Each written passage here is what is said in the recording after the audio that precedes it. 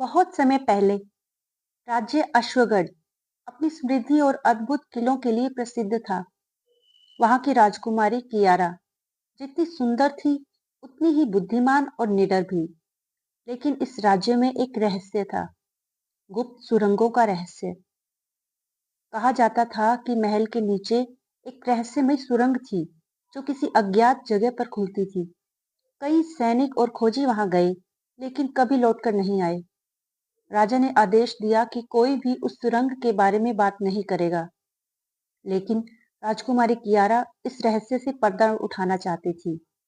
एक रात राजकुमारी को अपने कमरे में एक गुप्त पत्र मिला।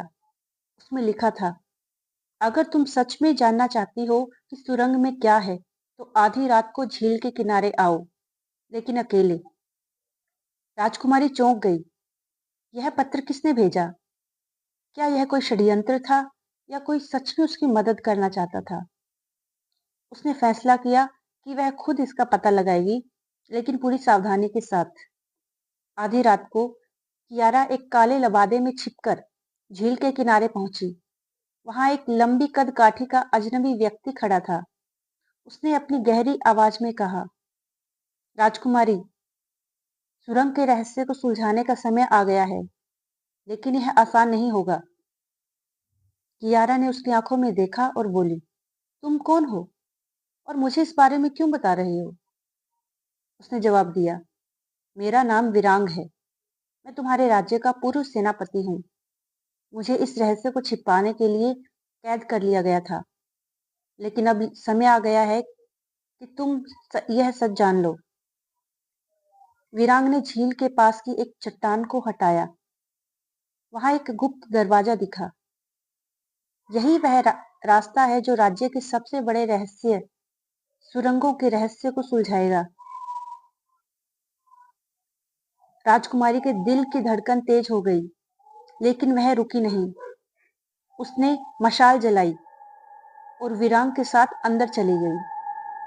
जैसे ही वे अंदर पहुंचे, दरवाजा भारी आवाज के साथ बंद हो गया। अब उनके पास कोई रास्ता नहीं था, सिर्फ आगे बढ़ने के अलावा। सुरंग बहुत संकरी थी।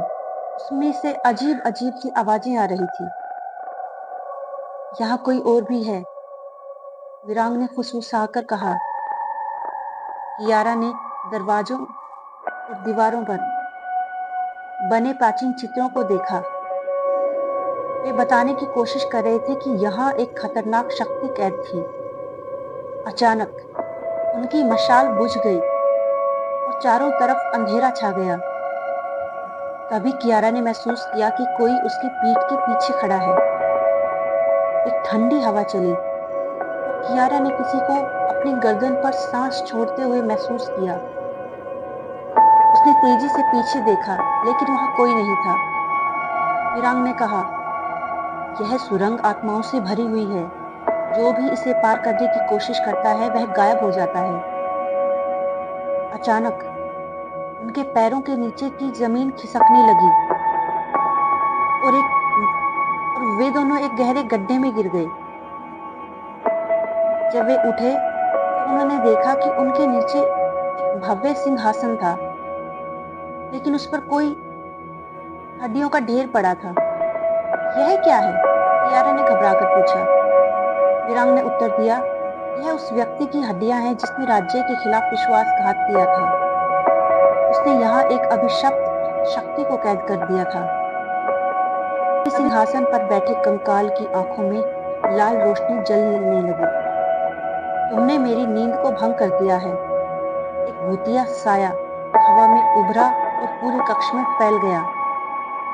कियारा ने महसूस किया कि वह शक्ति पूरे राज्य के लिए खतरा थी और उसे किसी न किसी तरीके से खत्म करना होगा। कियारा को ध्यान आया कि उसके पास राज्य की पवित्र तलवार है, जिसे वह अपने साथ लाई थी। उसने तलवार उठाई और उस छाया पर वार कर दिया। छाया ने चीखते हुए कहा, नहीं, यह संभव नहीं।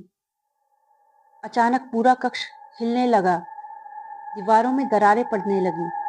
विरांग ने कहा, यह जगह गिरने वाली है, हमें जल्दी बाहर निकलना होगा। कियारा और विरांग तेजी से दौड़े। रास्ता टूट रहा था, लेकिन आखिरी समय पर उन्हें एक गुप्त सीढ़ी दिखाई दी। वे जैसे तैसे बाहर निकले और देखते ही देखते पूरी सुरंग धूल में मिल गई। उन्होंने चैन की सांस ली। राजकुमारी ने महसूस किया कि उसने सिर्फ राज्य को ही नहीं बचाया, बल्कि एक भयानक शक्ति को भी हमेशा के लिए खत्म कर दिया था। राजा ने कियारी की बहादुरी की सराहना की और